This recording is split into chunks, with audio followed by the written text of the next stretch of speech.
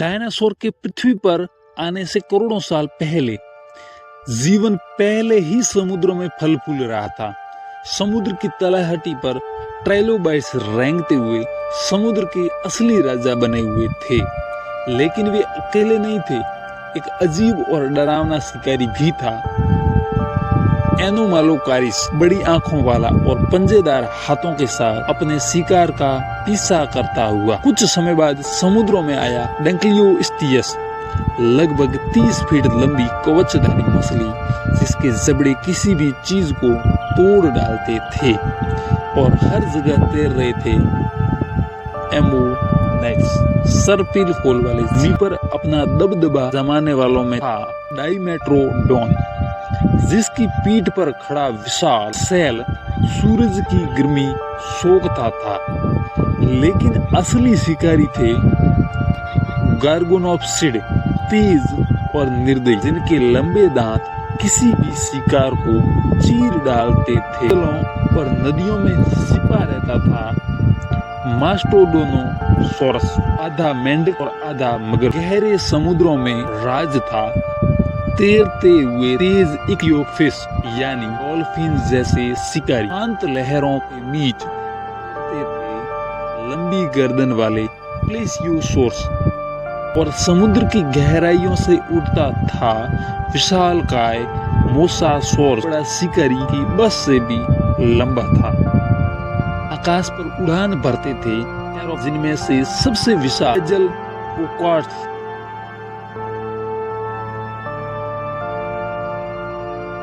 हमारी पृथ्वी पर कभी ऐसे जीव भी रहते थे जो न तो इंसानों से डरते थे और न ही किसी अन्य प्रजाति से। उनका आकार इतना विशाल था कि वे जंगलों और मैदानों पर राज करते थे। ये थे डायनासोर। लेकिन ये कहां से आए, कैसे विकसित हुए और आखिर क्यों इनका अंत हो गया? पृथ्वी की शुरुआत लगभग 4.5 अरब साल पहले हुई। पहले यह एक जलती हुई आग का गोला थी। करोड़ों सालों तक ज्वालामुखी विस्फोट और उल्का पिंडों की बारिश होती रही। लेकिन धीरे धीरे जब वातावरण ठंडा हुआ तब जीवन के बीज पड़े। पहले महासागरों में सूक्ष्म जीवाणु और शैवाल पैदा हुए। यहीं से जीवन की कहानी शुरू हुई। लाखों सालों की विकास यात्रा ने मछलियों, उभयचरों और फिर सरीसृपों को जन्म दिया। लगभग 20 करोड़ साल पहले शुरू हुआ जुरासिक युग। यही वो समय था जब डायनासोर का वास्तविक आधिपत्य पृथ्वी पर शुरू हुआ। विशाल शाकाहारी डायनासोर ब्रैंकियोसोरस, 80 फीट लंबा लंबी गर्दन वाला दानव। डिप्लोडोकस, झुंड में रहने वाला, लंबी पूंछ और गर्दन वाला।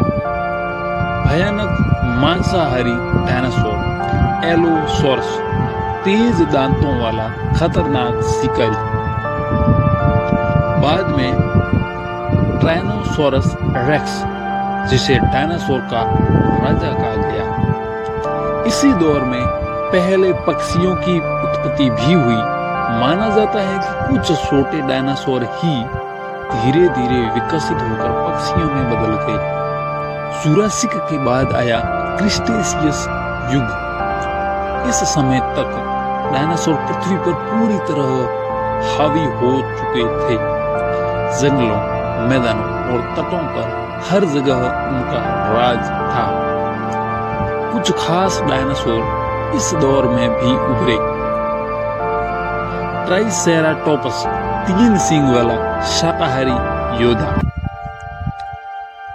वेलोसिरैप्टर, छोटा लेकिन बेहद तेज और चालाक। स्पाइनोसोरस, पानी और जमीन दोनों जगह शिकार करने वाला विशालकाय दानव।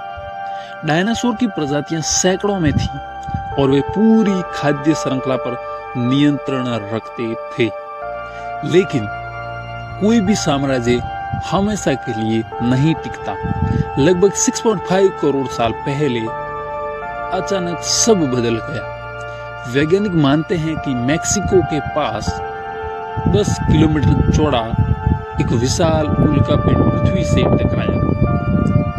इससे भयानक विस्फोट हुआ, सुनामी उठी, जंगल जल गए और महीनों तक सूर्य की रोशनी पृथ्वी पर नहीं पहुंची। धीरे धीरे शाकाहारी भूख से खत्म हुए और उनके पीछे मांसाहारी डायनासोर भी विलुप्त हो गए।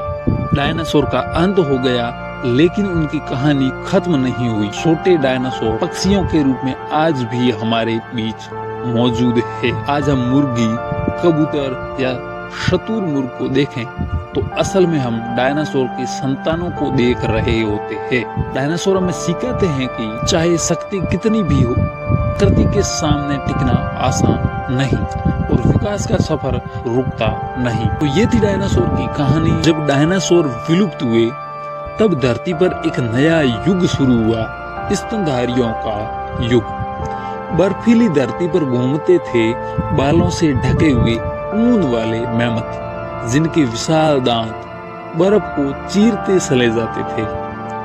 घास के मैदानों में शिकार करते थे भयंकर सैबरटूथ बाघ के लंबे दांत। हर ग्लिप्टोडॉन एक विशाल बख्तरबंद आर्माडिलो जैसा जीव था जो जमीन पर टैंक की तरह घूमता था। समुद्रों पर राज करता था मेगालोडॉन, 60 फीट लंबा विशालकाय शार्क, अब तक का सबसे बड़ा समुद्री शिकारी।